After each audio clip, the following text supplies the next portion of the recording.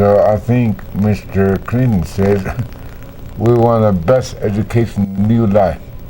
But I think the whole education system is falling apart. And why? Because we don't have the best education, because the whole education system is based on Darwin theory and Genesis theory, and they don't jive. So when we want best education, but these kids, they go to school and they don't know what to choose, whether they come from gingerbread or they come from monkeys. So we're not educating our children. I think we're confusing our children. So.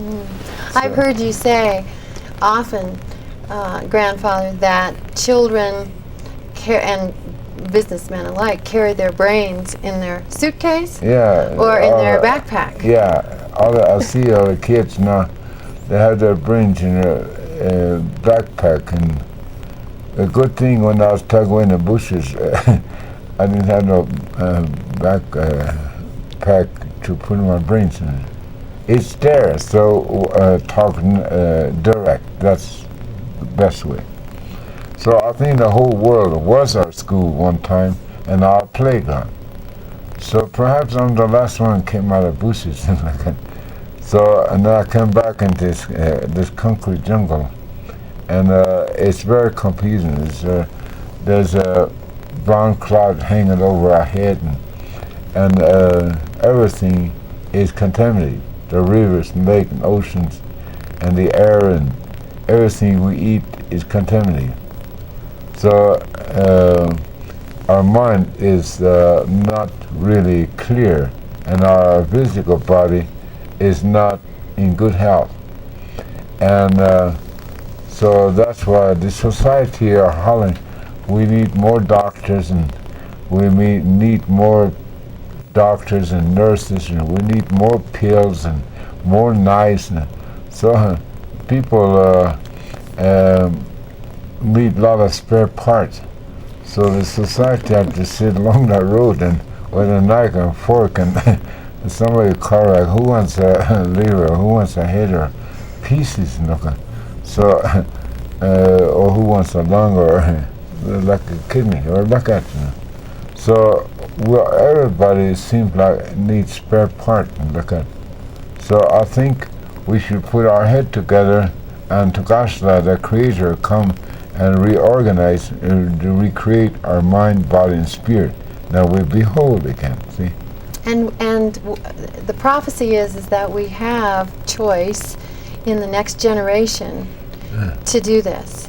And Connie Marlowe is one of the individuals that is now living the way that that you've been describing. And also, she, the mother of three, she has her youngest boy is making a choice to follow the path that you're speaking of. Connie, Good. Tell us a little bit about what you and Johnny have been doing.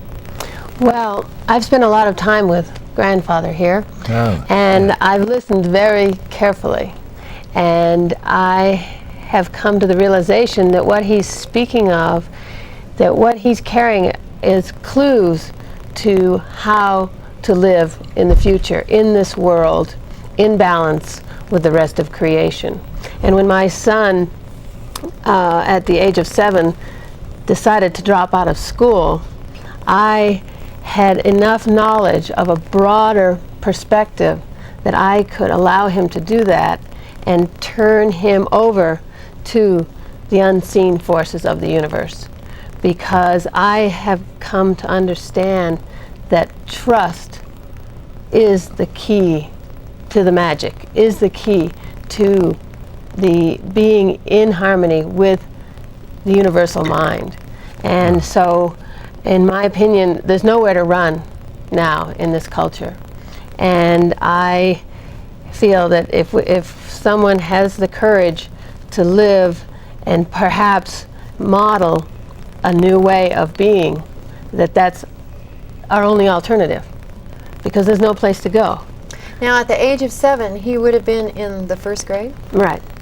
He was in the 1st grade. and he dropped out of school in the 1st grade, Yes, because which is remarkable. yeah, I had the understanding from spending time with grandfather and other Native people that each person brings a gift, a unique gift to the world, and that Johnny Marlowe knows what his gift is on some level, and he knows what his path is, and that each child knows their path. Our culture doesn't acknowledge that. They say, he's only 7, how could he possibly make a decision like that? Well, if Johnny Marlowe doesn't know who he is and what his path is, who does? I can only know who I am and what my path is, and guide him. But, so we are walking in total trust of a loving universe that will bring to him everything he needs in his life. And how does that relate to choice and freedom of choice as one walks through life? How is that going to change how he lives in a world around him that possibly is going to be slow to change or not change at all? Well, as I said, he will be given everything he needs to live in this world. So he will be given, if he's going to be a doctor, he will be taken on the path of a doctor. If he's going to be a medicine man, he'll be taken on the path of the medicine man. When the student is ready, the teacher will come. Johnny does not resonate to the prevailing teaching methods in America today. And because I've spent so much time with the Native American people, and I understand how they direct their children's learning. They don't direct, they wait, and they watch, and they guide, and they let the child discover. Yes. The Native American way is about discovery. You ask an elder a question, he won't answer your question directly. He'll tell you a story that allows you to ascertain and bring your gift to that story and bring your knowing and have it add to your knowing so you can take it the next step.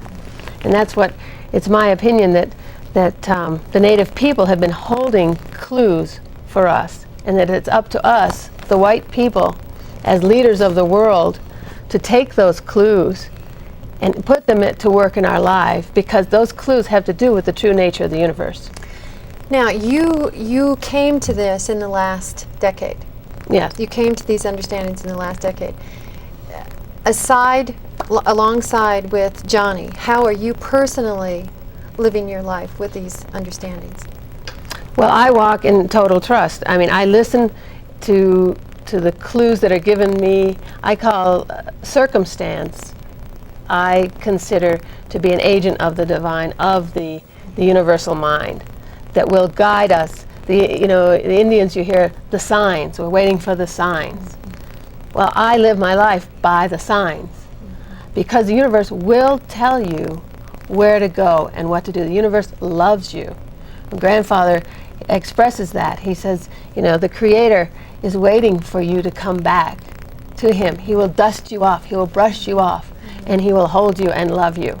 And this is the healing of the separation Yes. between humanity and the Creator. Yes, this is walking through that doorway of trust, and it takes an enormous amount of courage, because in our society where the word risk is huge. Are you taking a risk? Why are you taking this risk with Johnny's life? Well, once you walk in trust, there's no such word as risk, and there's no such word as what if.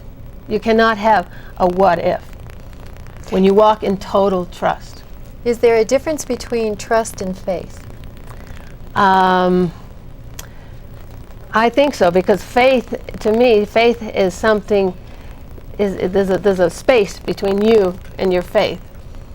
And walking in total trust is your total knowing that you are loved and that there is an abundant, loving universe that will care for you and take you to beyond anything your conscious mind could conceive of.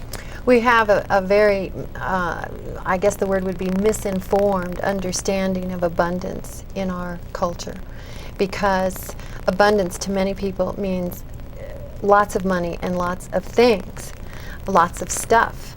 And Wallace was telling me yesterday that in the Lakota language there are no words for things and stuff.